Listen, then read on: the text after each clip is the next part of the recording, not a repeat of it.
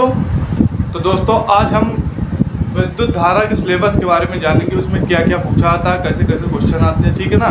तो उसमें सबसे पहले हमारा पूछा था विद्युत आवेश क्या होता है। विद्युत आवेश व्हाट इज इलेक्ट्रिक चार्ज। ठीक, विद्युत आवेश क्या होता है? तो विद्युत आवेश होता है इलेक्ट्रॉनों की कमी अथवा अधिकता को विद्युत आवेश कहते हैं।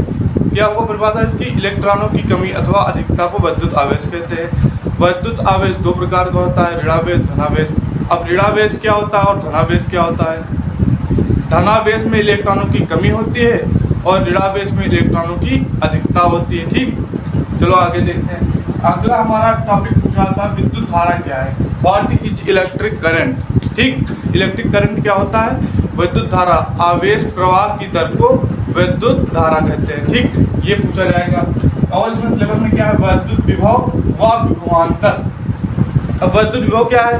अनंत से किसी चालक तार या चालक पदार्थ को विद्युत क्षेत्र तक लाने में किया गया कार्य विद्युत विभव कहलाता है। और विभवांतर क्या होता है? विभवांतर क्या होता है? विभवांतर होता है दो विभवों के बीच का अंतर विभवांतर कहलाता है। आगे देखते हैं विद्युत परिपथ। विद्युत परिपथ से क्वेश्चन बनते हैं लेकिन लोग इसे छोड़ देते हैं, इसे पढ़ते ही नहीं है। विद्युत परिपथ का मतलब ही कुछ समझते ही नहीं कि विद्युत परिपथ होता है कुछ।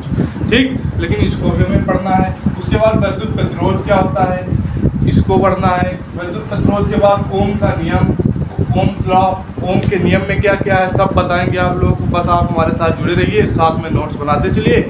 हम बिल्कुल डीपली ध्यान से बिल्कुल पढ़ते रहेंगे। ठीक, अगला देखते हैं। अगला पूछा जाता है प्रतिरोधों को प्रभावित करने वाले कारक, फिर ओम के नियम का सत्यापन।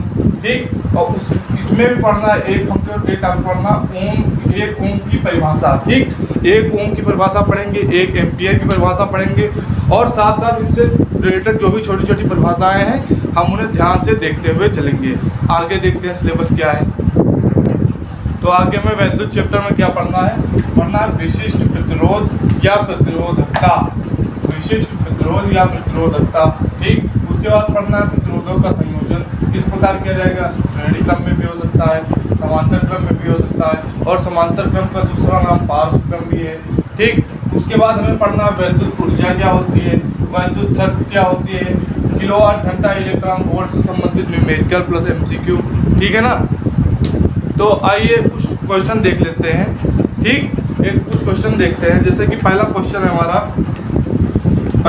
हमारा किसी पदार्थ पर सामान्य अवस्था से 5 इलेक्ट्रॉन कम है, उस पर कितना और किस प्रकृति का आवेश है। किसी पदार्थ पर सामान्य अवस्था में 5 इलेक्ट्रॉन कम है, यानी कि 5 इलेक्ट्रॉनों की संख्या कितनी है कि n बराबर 5 है। ठीक, इलेक्ट्रॉनों की संख्या हमारी 5 है। हमने सूत्र पढ़ा है Q बराबर Ne। तो Q है हमारा आवेश, N है इलेक्ट्रॉनों की संख्या, E है एक इलेक्ट्रॉन पर आवेश। तो n बराबर हमें 5 दे रखा है, आवेश निकालना है। n बराबर 5, एक इलेक्ट्रॉन पर आवेश होता है 106 उड़ते 10 की पावर -19, 16 × 80, एक अंक बाद 10 लगेगा तो 8.0 × 10 की पावर -19 कूलाम हो जाएगा। अब इसकी प्रकृति बताना है, तो कमी हो रही है यानी कि 5 इलेक्ट्रॉन कम है।